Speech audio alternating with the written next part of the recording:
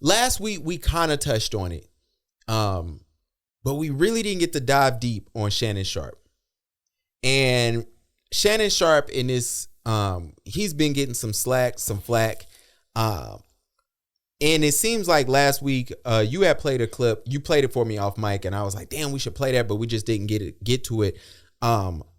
Judge Mathis came out and said, hey, Shannon got to relax. Like, everybody got to relax. And he spoke to everybody. He spoke to the field, but we knew what he was talking about. And he said, hey, black people got to stop, taking each other down and speaking ill of each other, which for me, which I told you, and I said on camera, I find interesting because as an avid Judge Mathis viewer, he kicks black people's back in all the time. I think I even said on this podcast, I don't think black women should ever go on Judge Mathis. And black men is kind of like, he gonna leave you alone if you pay your child support, right? But black women is like, yo, if you ever been on drugs, if you ever had a bunch of kids, if you ever messed up in life, unless you just plan on giving your life over to something else, he kicking your back in. It's tough. But it got me to this idea of why we love mess so much. Because when Steve Harvey made his comments about, oh, I'm in different areas and they don't do this, my joke for them was, well, there's podcasts uplifting black folks. The internet ain't making sure they pop. There's things where every time we come out and we say, yo, you should get married before you have kids, they kick our back in. Yeah, they definitely kick our back in. So I think as black people, we have this thing where we go harder than everybody else in this country do talking shit, right? Because TMZ exists for a reason, right? Oh, facts. Perez Hilton was here before anybody else showed up on the blog scene. So it's like they, you know what I'm saying, white people go in on white people all the time, but it's like when it's us versus us, we treat it like it's something different and nefarious. So I'm not mad. Look, I would rather Club, what is Shay? Is it Club Shay Shay? I would rather Club Shay Shay blow up and Vlad go out of business any day. Any day. You know what I'm saying? Like, because if we're going to use our culture to go viral, I'd rather it go to Shannon Sharpe than it go to DJ Vlad, who I at this point I think he's sending information direct to the FBI at the end of a show. So absolutely, yeah, no, I'm not mad at it. I get what Judge Mathis is saying. I myself, I try to hold a standard where I don't really talk about people. You know what I'm saying? Like, I try not to kick people backs in. Oh. Yeah. I know. I say I try. You know what I'm saying? It happens. But it's like, I try not to make it personal. Like, I'll say, like, yo, fuck Pat Mahomes. I can't stand his Kermit the Frog sounding ass, right? I like that guy. I'll say that. But you know what I'm saying? But at the end of the day, it's like, I don't hold any ill will towards Pat Mahomes. Like, I'm not gonna wish, something bad upon him. It's just like, yo, you keep being my fucking team, man. I don't want to be in your damn highlight reel. Did you hire the bouncer who didn't let his brother go to the section? Nah, because I like Jackson embarrassing his brother. Yeah, I'm pulling for Jackson now. Like, my funny part about all this is I love when celebrities don't like when it's their turn. Yeah. So we talked about Jay-Z last week at the Grammys and has, now is pulling for sympathy, one that we agree with about Beyonce and how she's not given a seat at this table, even though she's the most decorated Grammy winner, right? Cool. Steve Harvey wants us to, start talking about positive shit after a couple of comedians come up and say, nah, bro, you been grimy for years, for decades, right? Yeah. You grimy. Yeah. I listen to Steve Harvey every once in a while. Steve Harvey has never had a problem with kicking black men back in. No. Ever. So much so that growing up, it was known that, Steve Harvey is never going to have rappers on the show because he don't like rappers. Yeah. It was a big deal when Steve Harvey finally let T.I. come on the show, and T.I. had to button up and code switch so much to be accepted and invited back. So it's like Steve Harvey has always had this. He's always said, hey, let me simp and let me pander to women. And in doing so, I don't mind the simps who don't kick black men's back in on their way to pandering. But it's like, some of y'all go out there. So it's like, now it's your turn, bro. Now it's like, yeah, you don't want to create a mess. It's too much. It's interesting. Yeah. Let's get to Monique though. Because by this time we didn't see more of the show. Yeah, 11 million views. I love this for Shannon. I love this for Shannon, bro. Me too. because I know Skip is somewhere turning red. But not even that, because I'm interested to know. I really want to know the deal that Shannon signed with ESPN. And the reason why I say that is because what's my man? Stephen A. has always said that ESPN get first refusal when he gets to sell the Stephen A. show. Yeah. I wonder if Fox, in firing him, they probably, well, if they fired you, they ain't got no hold on anything. I wonder if ESPN presents something similar to Shannon. Like, yo, if you ever do sell, we get first refusal, which would be interesting. But I love this for Shannon. But he got called out, man. Monique said, yo, y'all got to stop liking these young girls, which Gavin been saying that forever, but whatever. Bruh, that's not gonna happen. And like, I know it ain't gonna happen. Y'all gotta stop whining and complaining about it. Shannon Sharpe is a 56-year-old in shape, black man. If he loves women, bruh, he can choose from whatever 30 range years of younger? women he want. What would that be? 26? Yeah. What are you doing with a chick 30 years? So he can't go out with Tiana Trump? No. So Tiana Trump is 28. What you doing there? He's trying to boink her, bro. What do you mean what he's doing? Well, you don't have to date her to fuck. Yeah, I mean, but it would be nice to. No, it wouldn't. It's a gentlemanly thing to do. You don't pay a girl to fuck you. You pay her to leave. That is from Four Brothers. I love that line. That's my favorite line about hoes. No. You don't have to pay Tiana Trump to smash. Yeah, or just anybody that's within that range. Like, no, you seen Rick Ross complaining, talking about his young girlfriend fucked up hamburger helper. These young girls can't cook. Like, I still ask, and I ask every day in the comments, I'm asking everybody, what is the benefit of dating a chick? Dude. What's the benefit of Shannon dating, not trying to smash, dating a chick that's 30 years. Well, I mean, okay, so first off, you're excluding the fact that women are never going to say, I'm just getting smashed. Women are always going to say they're dating. I can't speak for women. Yeah, well, I'm just telling you, right? The fact that we're using the language dating here as loosely as we are is because that's how they see it. Well, because men don't want to come out and say, "Yo, I'm just trying to smash." Dudes say that all the time. If on TV, they don't. If Rick Ross and his girlfriend, like you, like, what's the benefit? Like, yo, she's hot. That's the benefit. That's what Rick Ross like about Miss Mackey. Well, you don't have to move her and have kids, cheat on her and have kids with somebody else. Everything you doing, if you just want to sleep with this woman, you don't have to do none of that, because Rick Ross sleeps with plenty of people. He having babies with him. Yeah, so I would agree. I would agree as a man that you should be able to say whatever it is that you want. But when you say, like, what's the benefit? The benefit is the fact that her stomach is flat. All her muscles are showing. Her breasts are nice. Like, Bernice look better than all these hoes, and she's 20 years older. No. Yes, she do. No. Yeah, Bernice. Who Bernice don't look better than? I would say she don't look better than Christina Mackey. Man, she don't look better than Lori Harvey. That's because you like light skinned chicks. Wow, that's it. Hey, see, and you always do the colorism thing. Absolutely. And then this is where you want to go. This is where you want to go today. I like women of color. Period. Point blank. Me and my homegirl had a discussion today about dating.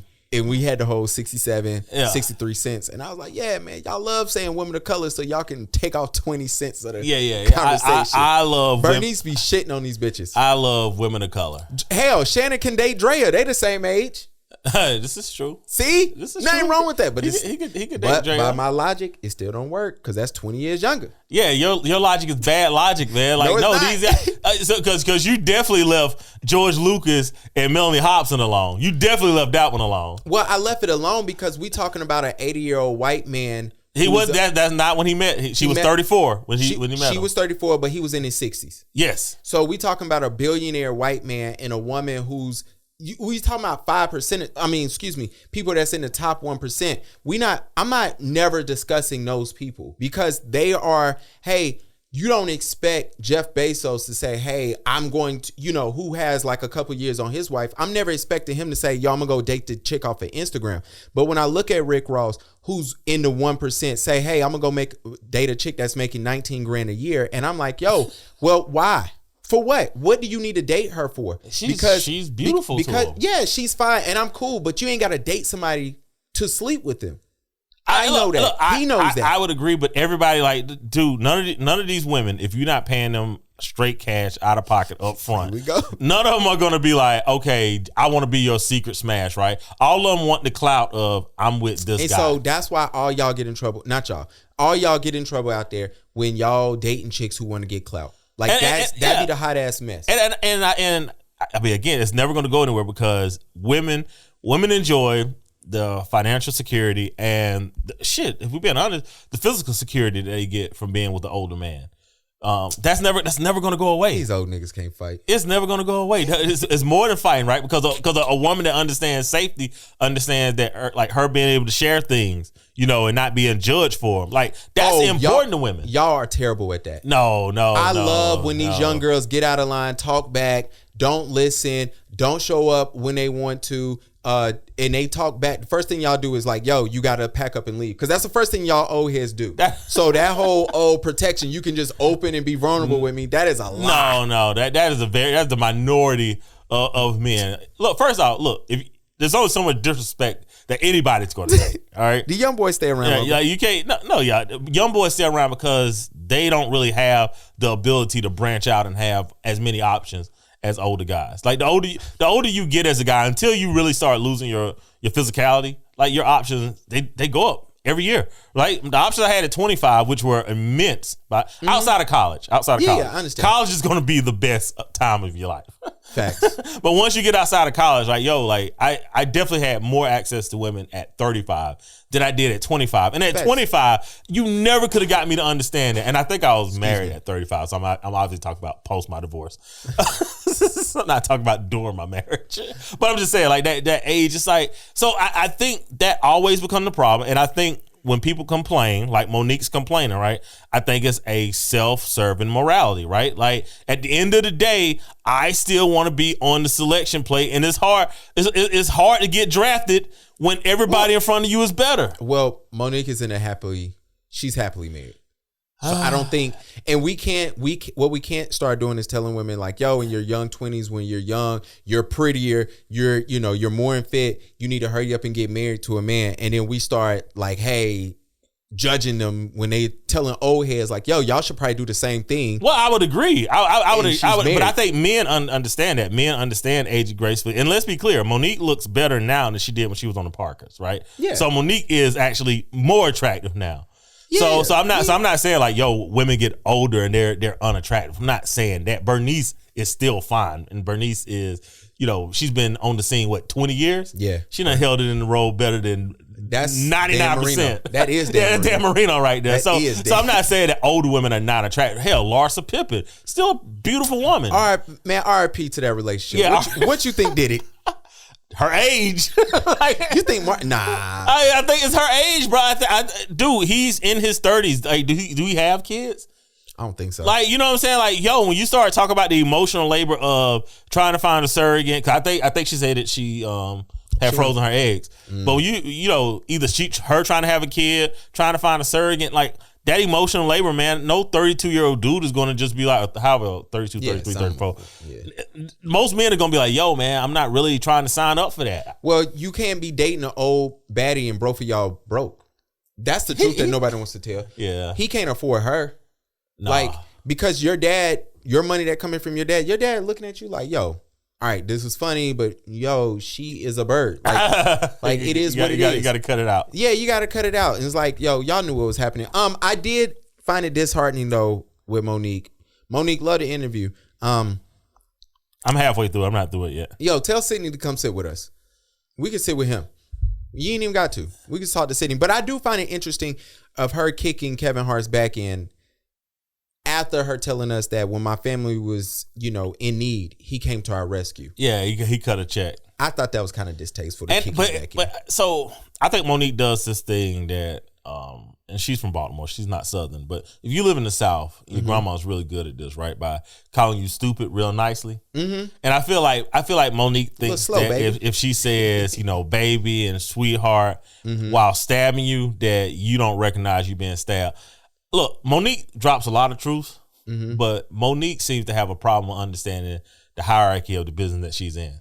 Right? She won an Academy Award or whatever award she won, right? Yeah, Golden Globe. Yeah. She don't own the Golden Globes or Academy Award. She don't own it. And I think sometimes she missed, because I was listening to the interview, and one of the things she was saying is like, I don't care who's in there when I walk in the room. You could be the studio head, you could be the president. If you're doing me wrong, I'm gonna say something. And everyone is listening right now. Good chance that you either work for somebody or you have a business where your customer is who you work for. Absolutely. And all of us understand that you can't just show up any kind of way. Unless you want to be out of business. Unless you want to be out of business. Or unemployed. And I think Monique has this unique way of trying to be sweet while not being sweet. And listen to her son talk, and I don't have enough information to talk about that today. We'll probably talk about it next week. Mm-hmm. I think she has a huge problem with accountability. And I think Sydney, her husband, I think she props him to be the masculine man, but when she wants to get it off, I don't think he can stop her. Nah. And I think that becomes problematic. I think, look, you walk into a room and the president of a studio head is there. Your job at that point is to listen, because this is the person that decides is that money going to be spent or not spent. Period, point blank. I don't care how good you are. I don't care how prominent you are. Like, yo, you're going to have to, let me put it like this. People want respect while being disrespectful. And that's not how it works. Yeah, facts. Sometimes putting your dick on the table don't always work. No, it rarely works. And when you do that, you got to be cool with, yo, I'm burning this bridge. Because, you know, one thing I always notice, especially when working in corporate, people like to know what type of person they are dealing with. Yeah. And sometimes when we got a loose cannon on board, we rather just go in a different direction where it's easier, cheaper, and whatnot. So, you know, my thing was I felt for Monique this whole interview, right? Because I'm listening to her tell these stories. I remember being a part of those people who's like, yo, Monique is doing something, doing too much. You know what I'm saying? You know, you believe in Oprah, you believe in Tyler Perry, you believe in, because nobody's working with her. I don't think she lying. You know what I'm saying? No. Yeah. She's proven herself on how she was telling the truth. Yeah. Even so much so that after her interview with the Breakfast Club, Charlamagne came out last week and said, yo, Netflix called us to shit on her name. Yeah. And he was like, we were like, what are y'all doing? Like, what, like he was like, it's like they knew she was there and said, hey, here goes some made up dirt. And, you know what I'm saying? So it's that. But as you listen to her, you kind of see why niggas didn't want to deal with it. I mean, you do. And that's the thing. It's like, one of the things that I always ask is, what do the win look like, right? Like, what does Monique want? Monique's want to be recognized. She wants to work. She wants to be fairly compensated, right? Mm-hmm. All right, if you could get all those things by being a nicer individual, right? By humbling yourself, right? Yeah, if you could get those things, and then once you get all those things, you could then be like, you know, as on my favorite show, Billions, right? Mm-hmm. He says, you know, I got fuck you money, right? You know what I'm saying? Like, yo, Monique don't have fuck you money yet. She getting it from Kevin Hart? Yeah, hell, Kevin Hart don't have it yet, right? Like, it's a small segment of individuals that could be like, yo, I got fuck you money, right? You know, in Hollywood, that might be fucking Brad Pitt and maybe Denzel, right? Maybe Denzel. Yeah, maybe Will Smith. Leonardo. Like, Will Smith ain't got no more. You know what I'm saying? Like, they got, it's a small. Yeah, they the people that have fuck you money. And it's like, yo, you could get there, but you're gonna have to use these studio heads and these, you know, to get there, right? Mm-hmm. You got to use them. When you sit here and you like, yo, I want to tell them what to do. That's not the same thing as saying, you know what, I know where I need to get. So shit. Good example of this is fucking Killer Mike. Yeah, Killer Mike could never break through. Killer Mike learned politics. No, there was no label that was going to fund his album. Mm-hmm. He had to fund that album himself. He went out there, he politicked, he started, you know, rubbing arms. Mm-hmm. You know what I'm saying? Like, even if you disagree with a lot of his activism, right? Mm-hmm. And despite all that, he still couldn't get somebody to finance. So he financed the album himself. But boom, now he got his Grammys. Mm-hmm. You know, he just said last week they done went from 20 a show to 120 a show now for all the festivals that's coming up. Right? Mm-hmm. But he had to get to the point, like, he couldn't just be like, yo, everybody's blackballing me. Nobody's letting me through. They don't want me to make music. They don't want me to make good rap music. He had to learn to understand, like, okay, let me figure out what this win gonna look like. Absolutely. Look where he's at now. Absolutely. What's your take on Mike Epps and Shannon Sharpe beefing? 50-year-old dudes talking about they're gonna shoot each other and fight each other is the stupidest shit I've seen on the internet. All 2024 so far. Your generation, man. Yeah, it was stupid. It was, and here's the thing, I get it, right? Because I am that type of dude, right? I am the type of like, yo, when I see you type dude. Yeah. I would never say that on this pod, man. Like if we had a rival pod and we actually was engaged in a pod war, I would not come on here and be like, "Are you gonna do the gunshot?" I wouldn't, man. But it takes a level of maturity, and big shout outs to everybody who got them guys together, because they supposed to meet at talk All-Star and hash it out as men. Now I will say this though, the Mike Epps clip, I knew he wanted to go viral. I know he wanted to sell tickets to his show. I think when you talk, it was a leak. Somebody recorded. Well, it was a leak, bro, but you're talking to 200, 300, 400 people. Oh, yeah. It's going to get out. Yeah. It's going to get out, man. Anytime you're talking on a man's wife or a man's sexuality, I'm always, or a man's kids. Like those things, I'm kind of like, yo, that's beyond the pale. Yeah, you got to take the Like, even if you're a comedian, it's like, yo, man, like, don't do that. Right? There's a lot of things you can talk about. You can talk about how somebody looked. You can talk about the jobs they had. You can talk about an experience y'all had. But we talk about a man's wife, his kids, and his sexuality. Like, for me, I think that's off limits. My dad always say, whenever you about to fight somebody, you got to be willing to go lower than them, and you got to go there first. And you know what throws me off?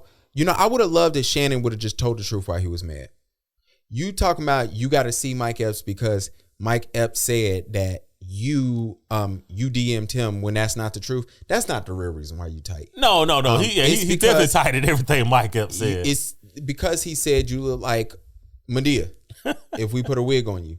And I think, you know, Corey Holcomb, you coming at Shannon Sharpe's sexuality, bro. It's like you're just trying to get clicks. You're just trying to get clicks, man. We know what that is. Who cares if he is or he isn't? Well, he's clearly not. But who does care? If he was, but it's like, yo, is that what we doing? Because that's what the chicks do. We need, like, dude, if Shannon Sharpe's going to interview all the black entertainers, right? Mm-hmm. And we're going to get all those views, that money goes to Shannon Sharpe. Absolutely. Bro, I prefer that over DJ. Y'all have never went in on DJ. I don't know if DJ Vlad is married. I don't know if he has kids. I don't know his sexuality because y'all have never went there. But Shannon has been here for like 4 months. And we going in, it's like, yo, that's the stuff that we got to get out of our community. Like, absolutely. We got to get that out. Oh, speaking of shit we got to get out of our community, I love when this happens. I love when a good pod comes together.